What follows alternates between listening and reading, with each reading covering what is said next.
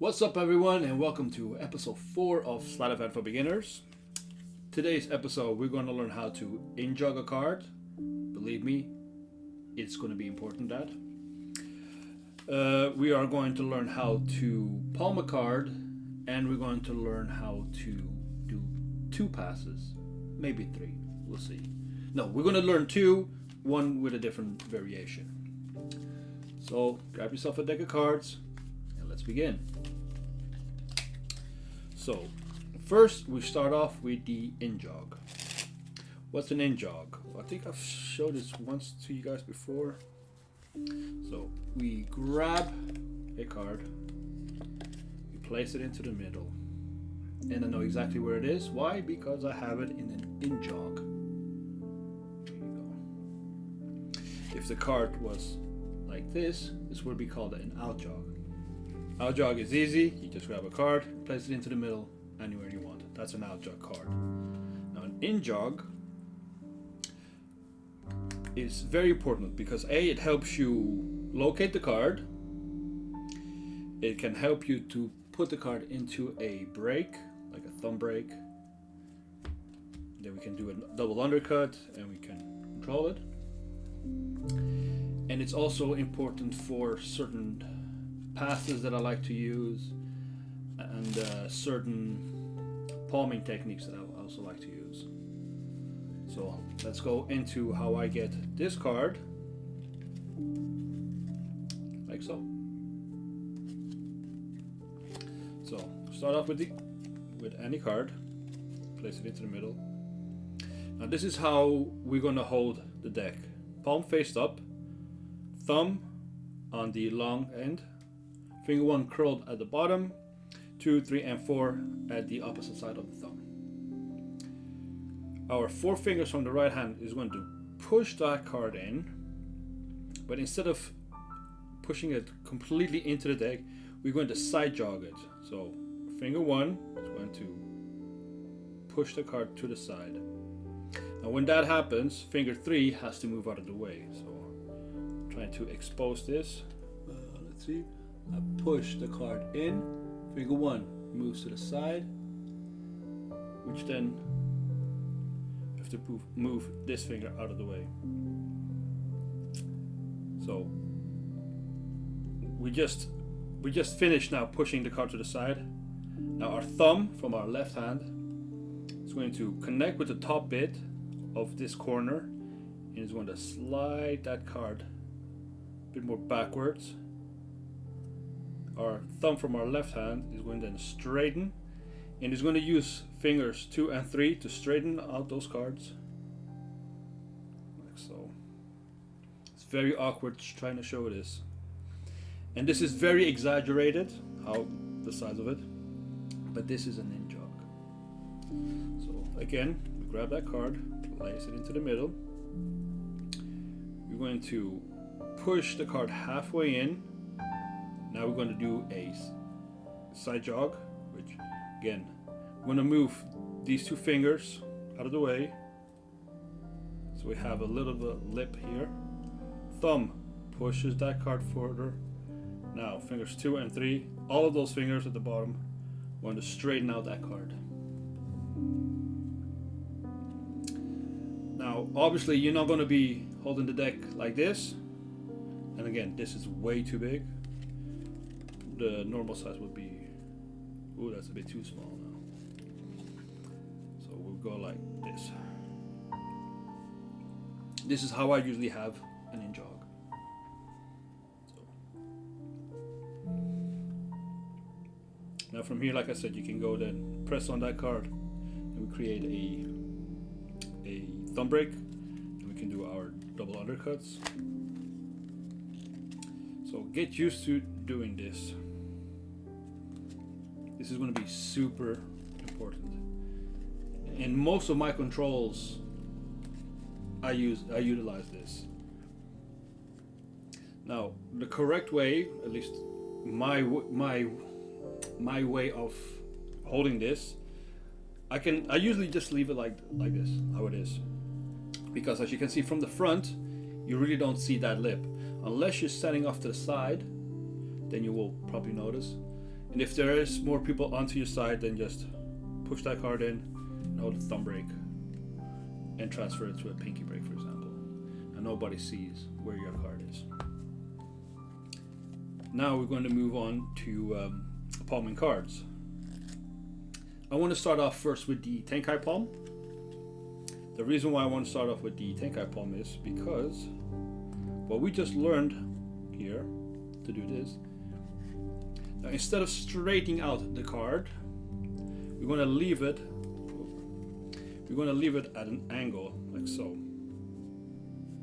Because now our fingers are going to push it in. Instead of now straightening out the card like we do at the back to have an injog, we're going to hold the cards, push it so it looks like this. Our thumb is going to connect to it, connect with the side of the card, and the inside of our palm is going to connect with the other side. And we're going to slightly pull that card out into a Tenkai Palm. So let's try that again. So instead of doing an injog, just going to kind of do it just halfway. Side jog it, push the card down, and we steal with thumb in the inside of our palm. And that's the Tenkai Palm. And there's a lot of things you can do with a Tenkai Palm. So for example, I have a now here, and I can place it back on top of the deck. So the card is selected, goes into the middle, Tenkai Palm, place back on top. Or Tenkai Palm, steal, go into your pocket, and produce it. This is the hardest part, is the side push further down, steal. Again, stealing it with the thumb and the inside here.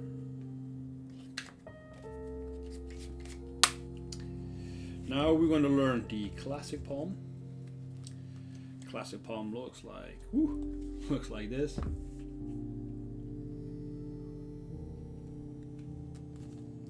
It's usually a top steal. There's other ways you can steal it, obviously, but I'm just going to teach you the basic one first. And I like to use this line from finger 1 and 3 as my guide to steal it. So imagine you have a card in a pinky break. This line over here on my fingers, on finger 2 and 3, I'm going to make contact with the top part of the card. I'm going to push it forward so much that it's going to bend around. Make sure that you tuck in your thumb and bend finger 1 slightly, because that will help with the illusion that there's nothing in your hand. Keep your fingers nice and close as well. Now if you're at a bar, for example, you can put your hands back, talk. If you are seated down, you can do the same. If you're just standing with nothing in front of you, put your hands directly to your side. And that's how you steal a card, by using a top palm or classic palm. So again, I have the card in a pinky break. Use those lines as a guide. Make contact with the top of the card. Push forward. Push it forward at least halfway. Bend finger 1. And basically when you're bending finger 1, it creates pressure here and at the base of your thumb. So it kind of clips onto it. It's probably the best way I can explain. So again. And this is a feeling. It's very hard to teach. It's easier when you try it yourself, and then you will get the knack. You will get that feeling of when it sticks onto the card. A little tip is you can move the card slightly forward about a half an inch, and let that card slap you in the hand.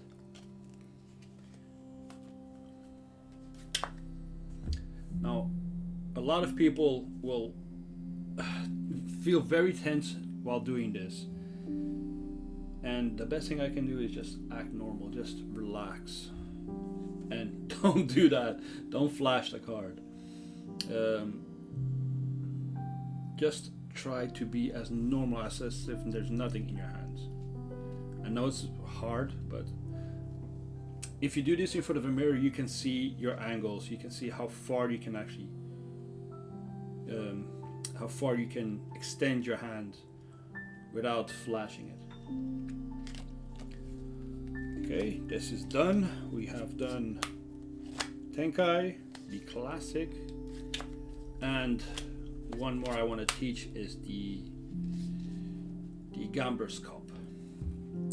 Now, the Gambler's Cup is when you clip the card with finger 3, between finger 3 and the middle of your hand. Obviously finger 4 helps as well. And this is it. This is your steal. You'd be surprised how far and how deceptive this is. Obviously this won't work if people are standing on your left. This is more from the front, kind of to the side. It's very angle sensitive, so if you do choose to do this, consider well your angles. So to get into it, finger 1 from the cards that you're holding with will make contact with the corner, and you're going to buckle that card. Basically what you do is just pull backwards and it will create a gap, and you put your pinky into it, so you have a pinky break. Transfer everything to a thumb break, like so. Push or pull the cards backwards till finger 3 and 4. Clip that card. Now move the deck back forward, and the cards are now in a Gambler's Cup. You can't really see it from the front. And if you time this perfectly, by lifting up and turning your hand to the side, it's as if there's nothing in your hand. Now to place that card back into the deck, you just repeat the movement but in reverse. So it's here. You pull the deck back to finger 3 and 4, drop that card, bend the fingers, move the deck forward, place the deck into the spectator's hand for them to shuffle, while you casually just put your hands back down, and it's here.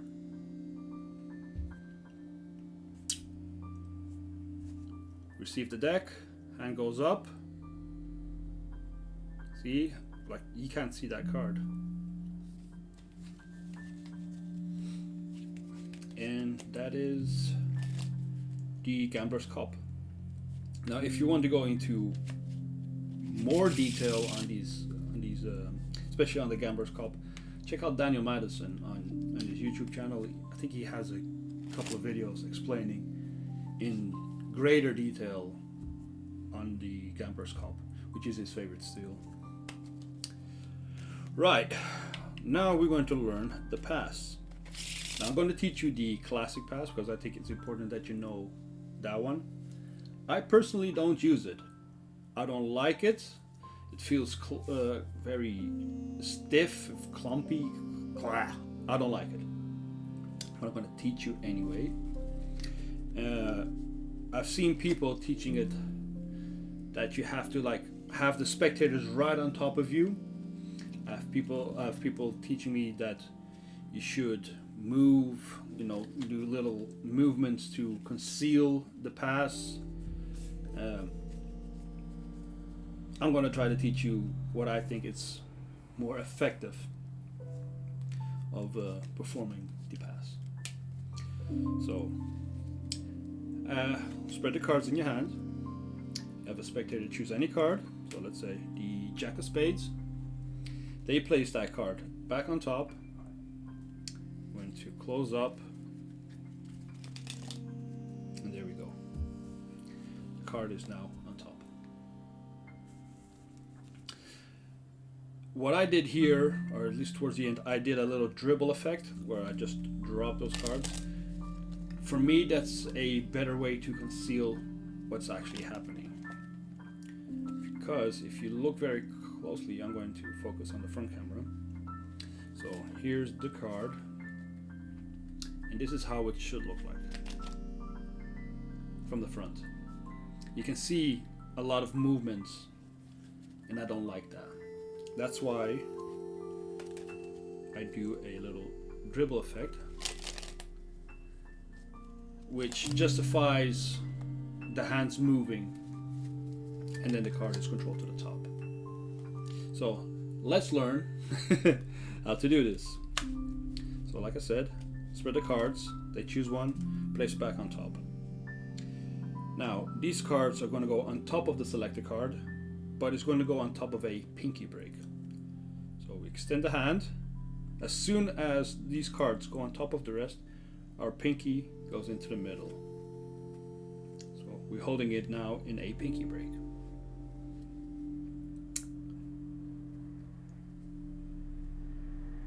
Finger 3 from the left hand is going to go on top. I'm showing you now without the cover of the hand. And is going to grip the card like so. Pinky in the middle, finger 3 on top. Because what we want to do is move this to the side. And our right hand, thumb and finger 2, is going to make contact with the bottom packet. So while our hand covers the top the cards, what's actually happening is this gets pulled up. We lift up the cards, close the fingers, and place this back on top, all under cover. So, Queen of Clubs, square everything up.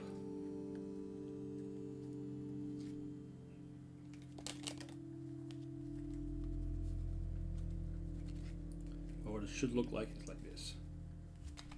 I really don't like this. But there's people who can do the classic pass flawlessly, and I cannot catch them. But I still find it very awkward. So, pinky, finger 3, thumb and finger 2 make contact. We're going to lift that packet up. And if you notice, finger 3 helps with helps straightening out those cards, which then gives us then room for us to close our hand and place the top packet on top.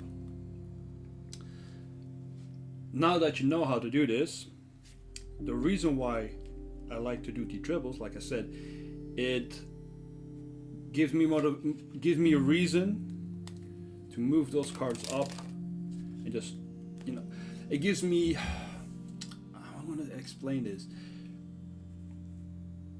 It gives me a reason to move my hands, basically. Because if you're trying to just do this in front of a spectator, they're like, why did your hands move there? Like, I feel like something sneaky happened. But if you just do it as if you're just spreading out the cards, so this is what it's supposed to look like. It's like you just spread, close, and you're just dribbling. That's the impression we're trying to give when we're doing the pass. Oh, left it on the bottom.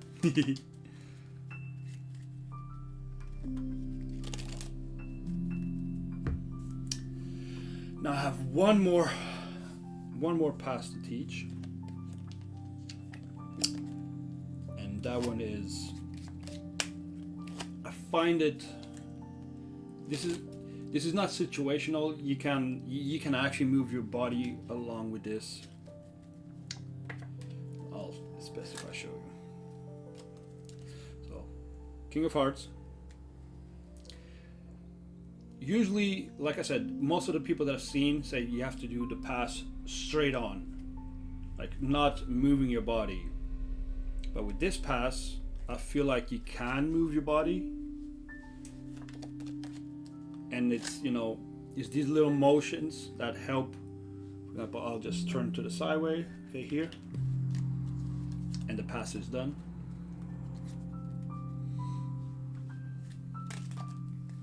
You can also do the dribble, but it's not needed. So basically what you do here is the same, almost the same principle. So we have the 8 of diamonds, close everything up. Now what I do is, you're holding the brake, pinky brake, with my thumb and finger 2 from my right hand. I'll extend the packet slightly forward, so from here to here, which then gives space for my left hand, which is holding the deck, thumb on the side, finger 2, 3, and 4 opposite of the thumb, and finger 1 curled. So goes up, and this is what's happening. You move then with the aid of finger 1, move the cards to the side under the cover of your right hand. So here, pull forward. So let's see. Pull forward. And now you drop this packet while you close everything on top of that. Here you go.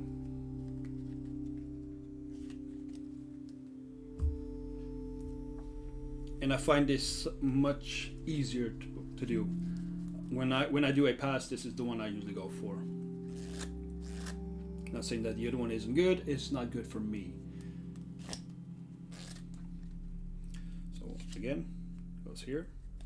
And this is the movement that you just pretty much have to learn. But you're doing this under the cover of your right hand. So you extend the right hand packet slightly forward. Left does this. It goes into that gap.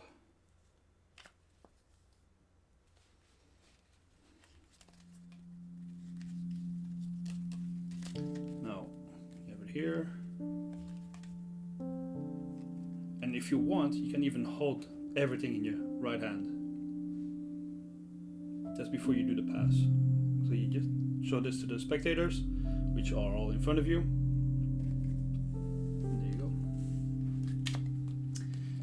And that is it. I think it's time for us to go into the trick section now. So let's go. This is the trick section of the video, where I perform the effect first and then explain how it is done. So let's begin. Excuse me, sir or madam. Please choose any card you would like. This one, brilliant. The 8 of diamonds. Remember that card? Now, I would like you to shuffle these cards if you can, please. Okay, shuffle the cards, they hand it back to me. It says, awesome. Now, you could have chosen any card, but you went for one card in particular. And what was that card again? 8 of diamonds, yes, that's what I thought. Now, we're going to go through these cards, and we're going to see if you can locate your card or not.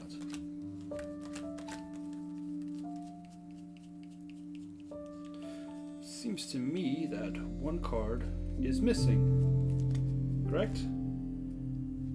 Now I'm going to go into my pocket. The 8 of diamonds. Now, explanation. Well, you probably know already because after everything I just taught you. But this is how it's done. They have a free selection, anyone they want. Goes on top. Perform one of the passes that I've taught you,